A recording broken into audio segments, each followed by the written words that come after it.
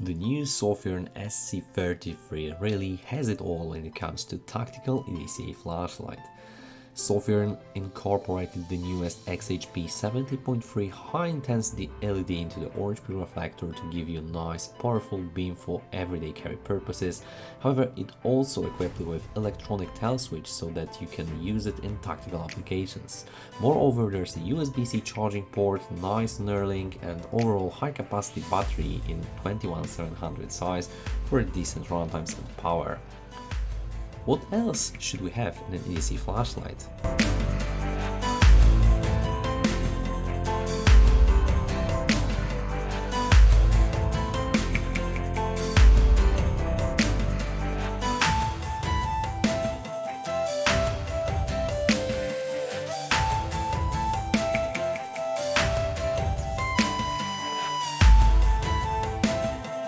SC33 comes the standard Sofirn box with light white labeling, flashlight picture, etc.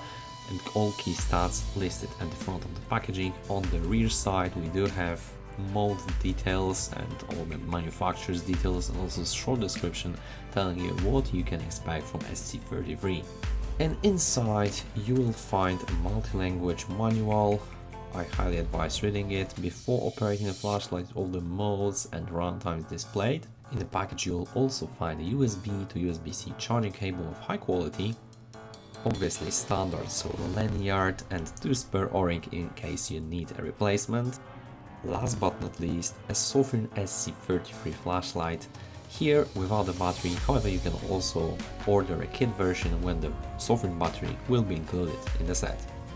Alright, and here it is, the Sofirn SC33 flashlight, tactical, EDC, you name it, you call it. However, if you look at the price point, you can see that this is definitely not an expensive flashlight, and what you get for this amount of money is really a premium looking product with excellent build quality and finish, and overall the user experience, in my opinion, is really the best. So what you've got here is a medium-sized flashlight fired by 21700 cells with some aggressive knurling to help you with your gloves operations, and when you have wet hands you've got nice, almost deep carry pocket clip with some nice retention, not too stiff, not too soft, just perfect in my opinion. You can detach it by unscrewing those 2 screws, and you have some lanyard attachment here, as I suppose. You don't have any other lanyard attachment, unfortunately, on the tail cap, as you can see. However, you do have something really spectacular, because down there you do have the USB-C charging port covered by a really fake rubber cover. Look at that one.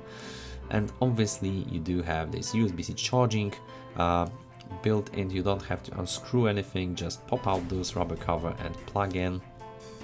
All you need to do is just have a USB-C charging cable, plug in, and wait for the charging indicator to turn from blinking red to green. So it took 2 hours and 46 minutes to fully charge the Sofirn SC33 with 5000 mAh battery. And the charging port cover really sits quite tightly, so I wouldn't expect any accidents here. However, if you're really persistent, you can do it in one single smooth move. Alright, at the rear we've got nice electronic switch, so similar to FW3A originally, then AceBeam E70, etc. So it provides really nice tactical feedback. However, the flashlight does feature a lockout mode, so you don't have to worry about accidental activation. On the side you've got nice battery indicators, so whenever you turn on the flashlight you will know that there is enough power by just looking at the battery indicator. You've got 4 different levels, as you can see right now on the screen, so pretty nice. Next, you do have some crenulation bezel, just, you know, if you have to use it in self-defense or some glass breaking scenarios, it is there. And when it comes to the sheer power, yes, you do have the XHP70.3 high intensity LED here in some neutral white Kelvin rating, and I have to admit that it is quite nice. As you can see, my Opal measurement confirms that it's around 5000 K, but still 70 CRI, so you can expect some greenish tints. However, On the other hand, you've got nice power from this one, and orange blue reflector makes sure that you don't have any discolorations, especially from this domeless LED, so the beam quality is really nice. One thing to mention is that whenever you turn on the flashlight, you will notice some octagonal beam shape, and that's because of this granulated bezel that does affect the beam profile. My sample did not come with the battery, however you can order the set version from the website directly, and when you unscrew the head you can see the perfect set of unanodized square cut threads with nice lubrication and obviously an o-ring. Here for the test I used the Samsung 50S21700 battery, so nice discharge rate, however with some high capacity rating, so we do have the max potential from this cell. On the other hand, we do have some gold-plated springs which look quite nice. The driver also looks clean, and I think you do have some reflashing pins here as well. Because of the electronic switch, you do have double tube design, the spring down there as well, so you've got nice two-spring design for impact protection. It shouldn't be any problems with breaking contact, even with shock recoil or falling to the ground. One thing to mention is that even with a short unprotected flat top cells, you still have to apply really huge force to screw it down, so protected cells are really out of the question here with Sofirn SC33. When it comes to the UI, I think we should start with the auto lockout feature, because let's face it, this flashlight is quite powerful, 5000 lumens, alright, and it does feature a really light electronic switch, so that the accidental activation is really not a problem here. So whenever you leave the flashlight unoperated for more than 1 minute, the flashlight will automatically enter lockout feature.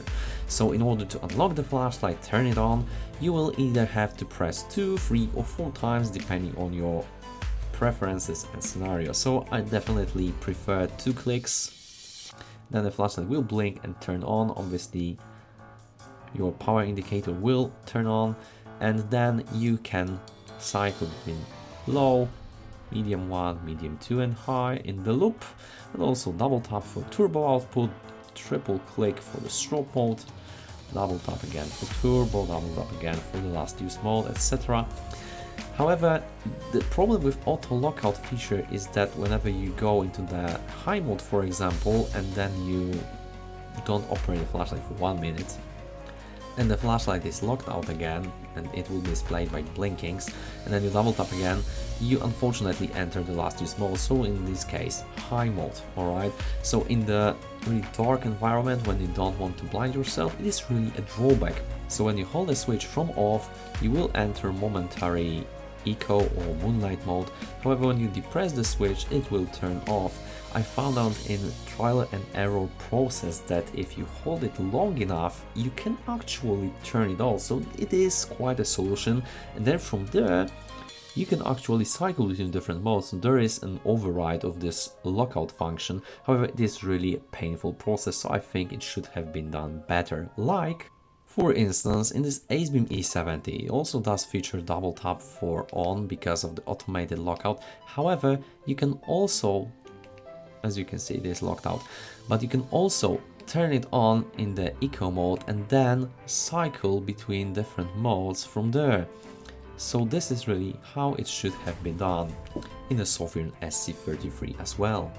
Here are my lumen measurements of the Sofirn SC33. If you need more time, feel free to pause the video. Alright, so here's the turbo runtime graph of the Sofirn SC33. Firstly, we have 4000 mAh battery, so quite standard one. Here, as you can see, I've measured around 4620 lumens at startup, and after 36 seconds of continuous step down right from the start, you get around 2571 lumens with slow further step down over the course like around 4 minutes to around 1009 lumen level after hitting 45 degrees Celsius, mind you. So the step down is really slow and steady. You won't really see it with your naked eyes. And then we've got nice flat output regulation around 1007 lumens, sustained with overall runtime of 1 hour and 56 minutes before turning off. So including this one initial step down in the right portion of the graph, the flashlight body stabilized around 49 degrees Celsius. So pretty nice performance. I tested same turbo output but with higher capacity battery, so with Samsung 50S, and as you can see the numbers are pretty similar. However, we do have increased runtime of 2 hours and 38 minutes before turning off, and the flashlight body is stabilized at 48 degrees Celsius, so basically what you get is just increased runtime and similar performance.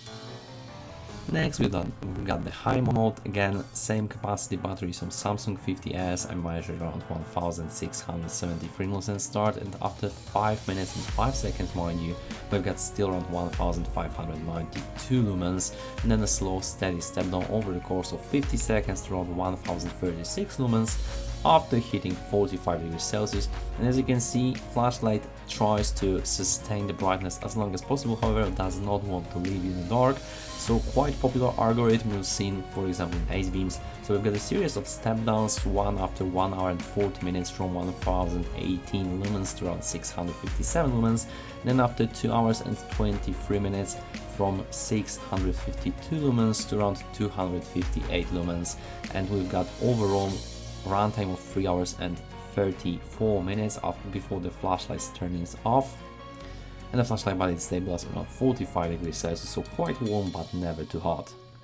Last but not least, the medium mode, so one step lower than the high mode, here around 666 lumens at startup, and again we've got series of step downs, one after 3 hours and 1 minute from 647 lumen to around 253 lumens, and then after 4 hours and 45 minutes we get a second step down from 254 lumens to around 170 lumens, and then after 6 hours and 52 minutes, flashlight finally turned off. The flashlight body is stabilized at 31 degrees Celsius, so even not that warm. So as you can see, the performance is quite stable, reliable, and the flashlight will definitely try not to leave you in the dark with a series of step downs. Pretty nice. In the Beamshot section, I will compare the Sofirn SC33 to Sofirn SP33S with neutral white XHP70.2 HD LED, similar flashlight from Ace Beam, which is E70 on a GT FC4045 100K 98CRI. Last but not least, the Ace Beam P70 on a cool white XHP70.3 high intensity, also powered by 21700 cell, a slightly larger orange bill reflector.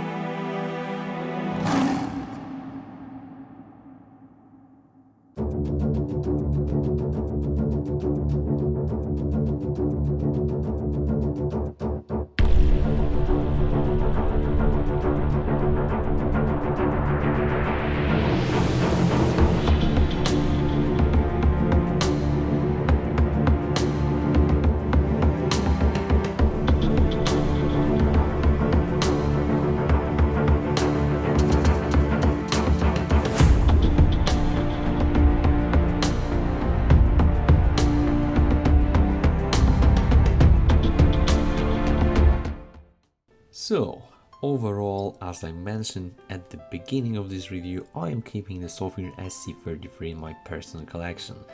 And if you ask me why, I would tell you three different things. First of all, the design, matte and finish is just excellent on this one, and I really adore the design. Second thing is the electronic switch paired with 21700 cell flashlight format and XHP70.3 high intensity for really nice beam quality, moderate throw and good brightness with around 5000 lumens, which is just enough for my daily usage needs. Alright, and the third thing is that for this price you really get an excellent product with high quality replaceable battery and USB-C charging. It is just so functional for me that I keep it in rotation for my EDC daily. So I can definitely recommend the Sofirn SC33 to you, especially when you're looking for a tactical or EDC flashlight with tailswitch that can deliver up 5000 lumens, has good capacity battery, USB-C charging and really efficient boost driver that at the same time will not leave you in the dark. In that case, I mean those little step downs that prolong the battery life on a single charge. However, be sure that you check that before the purchase, because this flashlight has one little drawback when it comes to user interface, and this is the lockout function that will only activate the last use mode, and this might be really a pain in the ass for some users. I'm definitely not one of them, however I make sure to mention it to you so that you make an informed decision. So I think that's all for me for today, guys. I hope you enjoyed my review, and if you did, please hit the like button, hit the subscribe button to help this channel grow and support the algorithm. If you have any questions or personal experience, please let us know in the comment section down below. As always, guys, thank you so much for watching and for your support, and we will see you in the next one.